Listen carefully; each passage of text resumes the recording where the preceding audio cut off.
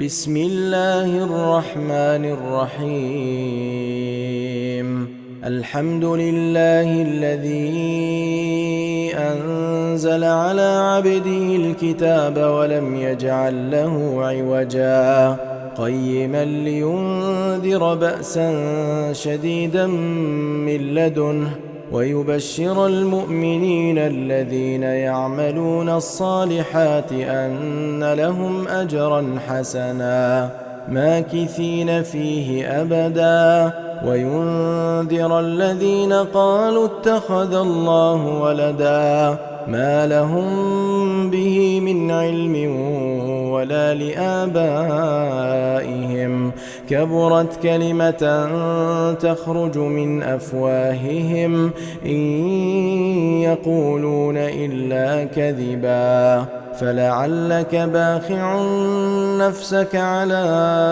آثارهم إن لم يؤمنوا بهذا الحديث أسفا إنا جعلنا ما على الأرض زينة لها لنبلوهم أيهم أحسن عملا وإنا لجاعلون ما عليها صعيدا جرزا أم حسبت أن أصحاب الكهف والرقيم كانوا من آياتنا عجبا إذ أوى الفتية إلى الكهف فقالوا ربنا آتنا من لدنك رحمة وهيئ لنا من أمرنا رشدا فضربنا على آذانهم في الكهف سنين عددا ثم بعثناهم لنعلم أي الحزبين أحصى لما لبثوا أمدا نحن نقص عليك نبأهم بالحق إنهم فتية آمنوا بربهم وزدناهم هدى وربطنا على قلوبهم إذ قاموا فقالوا ربنا رب السماوات والأرض لن ندعو من دونه إلها لقد قلنا إذا شططا هؤلاء قومنا اتخذوا من دونه آلهة لولا يأتون عليهم بسلطان بين فمن أظلم ممن افترى على الله كذبا وإذ اعتزلتموهم وما يعبدون إلا الله فأووا إلى الكهف ينشر لكم ربكم من رحمته ويهيئ لكم من أمركم مرفقا وترى الشمس إذا طلعت تزاور عن كهفهم ذات اليمين وإذا غربت تقرضهم ذات الشمال وهم في فجوة منه ذلك من آيات الله من يهد الله فهو المهتد ومن يضلل فلن تجد له وليا مرشدا وتحسبهم أيقاظا وهم رقود ونقلبهم ذات اليمين وذات الشمال وكلبهم باسط ذراعيه بالوصيد لو اطلعت عليهم لوليت منهم فرارا ولملئت منهم رعبا وكذلك بعثناهم ليتساءلوا بينهم قال قائل منهم كم لبثتم قالوا لبثنا يوما أو بعض يوم قالوا ربكم أعلم بما لبثتم فابعثوا أحدكم بورقكم هذه إلى المدينة فلينظر أيها وأزكى طعاما فليأتكم برزق منه وليتلطف ولا يشعرن بكم أحدا إنهم إن يظهروا عليكم يرجموكم أو يعيدوكم في ملتهم ولن تفلحوا إذن أبدا وكذلك أعثرنا عليهم ليعلموا أن وعد الله حق وأن الساعة لا ريب فيها إذ يتنازعون بينهم أمرهم فقالوا ابنوا عليهم بنيانا ربهم أعلم بهم قال الذين غلبوا على أمرهم لنتخذن عليهم مسجدا سيقولون ثلاثة رابعهم كلبهم ويقولون خمسة سادسهم كلبهم رجما بالغيب ويقولون سبعة وثامنهم كلبهم قل ربي أعلم بعدتهم ما يعلمهم إلا قليل فلا تمار فيهم إلا مراء ظاهرا ولا تستفت فيهم منهم أحدا ولا تقولن لشيء إني فاعل ذلك غدا إلا أن يشاء الله واذكر ربك إذا نسيت وقل عسى أن يهديني ربي لأقرب من هذا رشدا ولبثوا في كهفهم 300 سنين وازدادوا 9 قل الله أعلم بما لبثوا له غيب السماوات والأرض أبصر به وأسمع ما لهم من دونه من ولي ولا يشرك في حكمه أحدا واتل ما أوحي إليك من كتاب ربك لا مبدل لكلماته ولن تجد من دونه ملتحدا واصبر نفسك مع الذين يدعون ربهم بالغداة والعشي يريدون وجهه ولا تعد عيناك عنهم تريد زينة الحياة الدنيا ولا تطع من أغفلنا قلبه عن ذكرنا واتبع هواه وكان أمره فرطا وقل الحق من ربكم فمن شاء فليؤمن ومن شاء فليكفر إنا أعتدنا للظالمين نارا أحاط بهم سرادقها وإن يستغيثوا يغاثوا بماء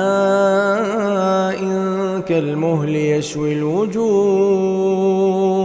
بئس الشراب وساءت مرتفقا إن الذين آمنوا وعملوا الصالحات إنا لا نضيع أجر من أحسن عملا أولئك لهم جنات عدن تجري من تحتهم الأنهار يحلون فيها من أساور من ذهب ويلبسون ثيابا خضرا من سندس واستبرق متكئين فيها على الأرائك نعم الثواب وحسنت مرتفقا واضرب لهم مثل الرجلين جعلنا لأحدهما جنتين من أعناب وحففناهما بنخل وجعلنا بينهما زرعا كلتا الجنتين آتت أكلها ولم تظلم منه شيئا وفجرنا خلالهما نهرا وكان له ثمر فقال لصاحبه وهو يحاوره أنا أكثر منك مالا وأعز نفرا ودخل جنته وهو ظالم لنفسه قال ما أظن أن تبيد هذه أبدا وما أظن الساعة قائمة ولئن رددت إلى ربي لأجدن خيرا منها منقلبا قال له صاحبه وهو يحاوره أكفرت بالذي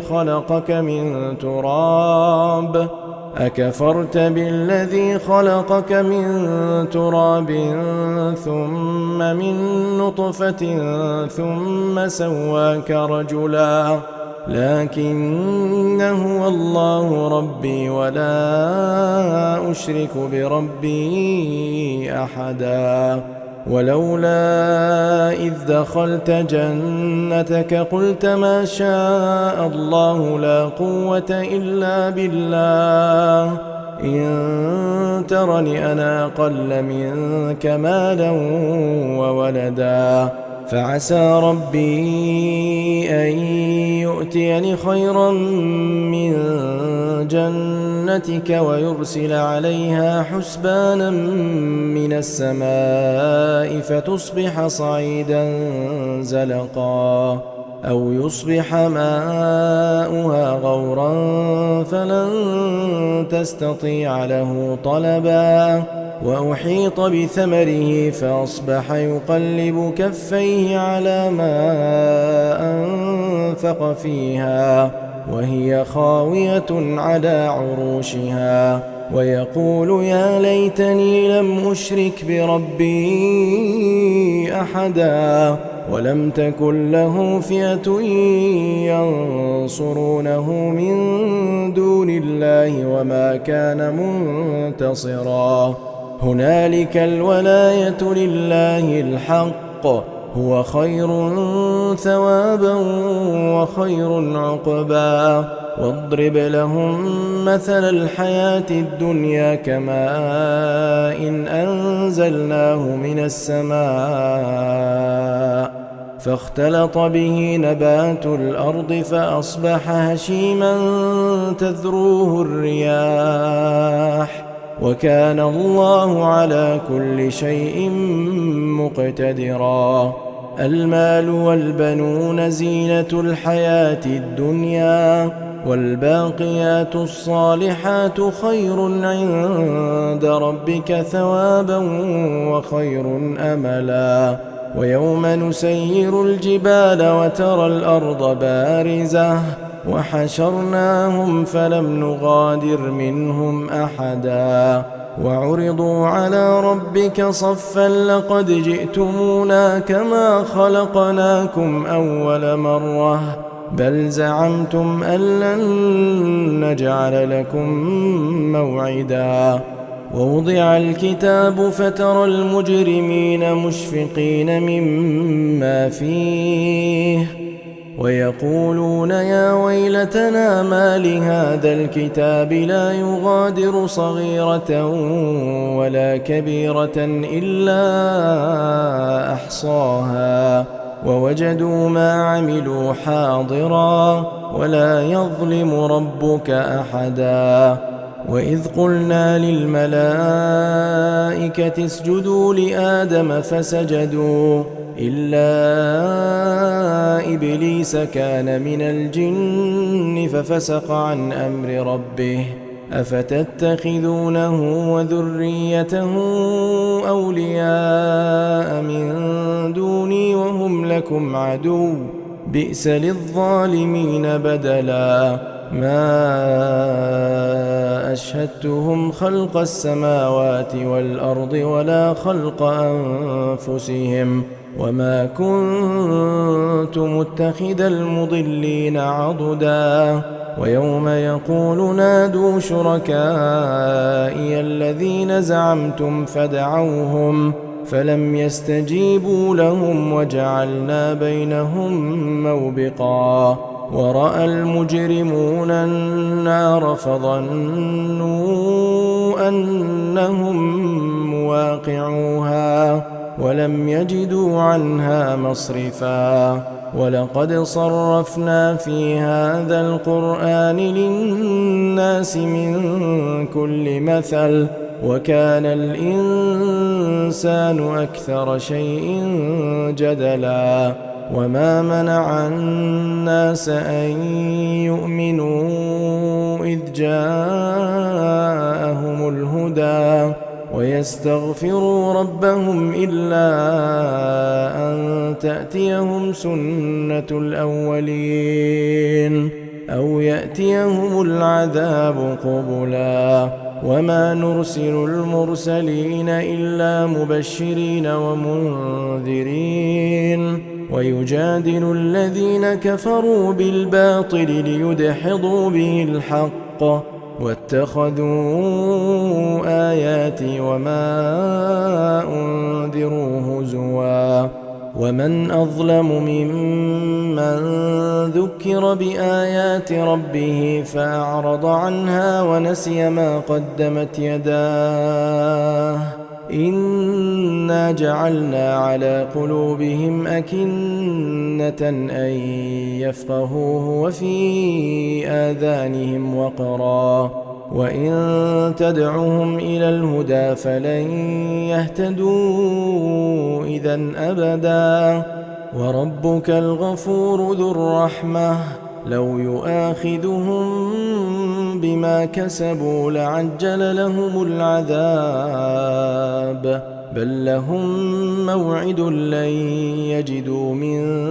دونه موئلا وتلك القرى أهلكناهم لما ظلموا وجعلنا لمهلكهم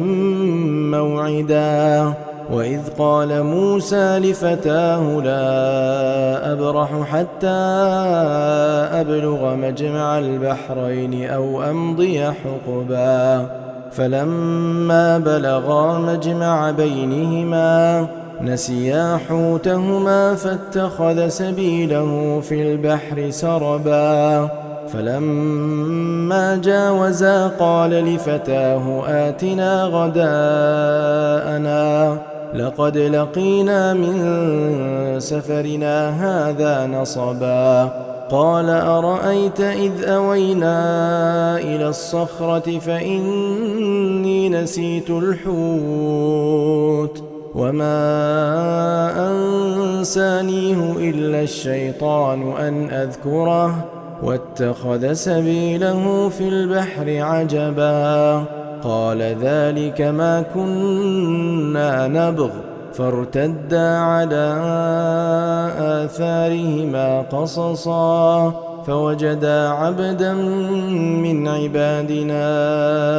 آتيناه رحمة من عندنا وعلمناه من لدنا علما قال له موسى هل أتبعك على أن تعلمني مما علمت رشدا قال إنك لن تستطيع معي صبرا وكيف تصبر على ما لم تحط به خبرا قال ستجدني إن شاء الله صابرا ولا أعصي لك أمرا قال فإن اتبعتني فلا تسألني عن شيء حتى أحدث لك منه ذكرا فانطلقا حتى إذا ركبا في السفينة خرقها قال أخرقتها لتغرق أهلها لقد جئت شيئا إمرا قال ألم أقل إنك لن تستطيع معي صبرا قال لا تؤاخذني بما نسيت ولا ترهقني من أمري عسرا فانطلقا حتى إذا لقيا غلاما فقتله قال أقتلت نفسا زكية بغير نفس لقد جئت شيئا نكرا قال ألم أقل لك إنك لن تستطيع معي صبرا قال إن سألتك عن شيء بعدها فلا تصاحبني قد بلغت من لدني عذرا فانطلقا حتى إذا أتيا أهل قرية استطعما أهلها فأبوا أن يضيفوهما فوجدا فيها جدارا يريد أن ينقض فأقامه قال لو شئت لاتخذت عليه أجرا قال هذا فراق بيني وبينك سأنبئك بتأويل ما لم تستطع عليه صبرا أما السفينة فكانت لمساكين يعملون في البحر فأردت أن أعيبها وكان وراءهم ملك يأخذ كل سفينة غصبا وأما الغلام فكان أبواه مؤمنين فخشينا أن يرهقهما طغيانا وكفرا فأردنا أن يبدلهما ربهما خيرا منه زكاة وأقرب رحما وأما الجدار فكان لغلامين يتيمين في المدينة وكان تحته كنز لهما وكان أبوهما صالحا فأراد ربك أن يبلغا أشدهما ويستخرجا كنزهما رحمة من ربك وما فعلته عن أمري ذلك تأويل ما لم تسطع عليه صبرا ويسألونك عن ذي القرنين قل سأتلو عليكم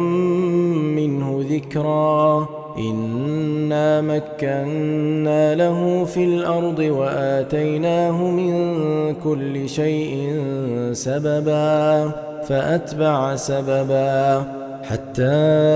إذا بلغ مغرب الشمس وجدها تغرب في عين حمئة ووجد عندها قوما قلنا يا ذا القرنين إما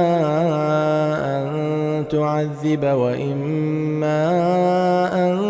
تتخذ فيهم حسنا قال أما من ظلم فسوف نعذبه ثم يرد إلى ربه فيعذبه عذابا نكرا وأما من آمن وعمل صالحا فله جزاء الحسنى وسنقول له من أمرنا يسرا ثم أتبع سببا حتى إذا بلغ مطلع الشمس وجدها تطلع على قوم لم نجعل لهم من دونها سترا كذلك وقد أحطنا بما لديه خبرا ثم أتبع سببا حتى إذا بلغ بين السدين وجد من دونهما قوما لا يكادون يفقهون قولا قالوا يا ذا القرنين إن يأجوج ومأجوج مفسدون في الأرض فهل نجعل لك خرجا على أن تجعل بيننا وبينهم سدا قال ما مكني فيه ربي خير فأعينوني بقوة أجعل بينكم وبينهم ردما آتوني زبر الحديد حتى إذا ساوى بين الصدفين قال انفخوا حتى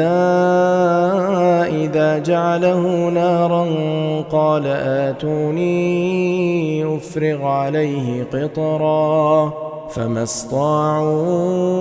أن يظهروه وما استطاعوا له نقبا قال هذا رحمة من ربي فإذا جاء وعد ربي جعله دكاء وكان وعد ربي حقا وتركنا بعضهم يومئذ يموج في بعض ونفخ في الصور فجمعناهم جمعا وعرضنا جهنم يومئذ للكافرين عرضا الذين كانت أعينهم في غطاء عن ذكري وكانوا لا يستطيعون سمعا أفحسب الذين كفروا أن يتخذوا عبادي من دوني أولياء إنا أعتدنا جهنم للكافرين نزلا قل هل ننبئكم بالأخسرين أعمالا الذين ضل سعيهم في الحياة الدنيا وهم يحسبون أنهم يحسنون صنعا أولئك الذين كفروا بآيات ربهم ولقائه فحبطت أعمالهم فلا نقيم لهم يوم القيامة وزنا ذلك جزاؤهم جهنم بما كفروا واتخذوا آياتي ورسلي هزوا إن الذين آمنوا وعملوا الصالحات كانت لهم جنات الفردوس نزلا خالدين فيها لا يبغون عنها حولا قل لو كان البحر مدادا لكلمات ربي لنفد البحر قبل أن تنفد كلمات ربي ولو جئنا بمثله مددا قل إنما أنا بشر مثلكم يوحى إلي أنما إلهكم إله واحد فمن كان يرجو لقاء ربه فليعمل عملا صالحا ولا يشرك بعبادة ربه أحدا.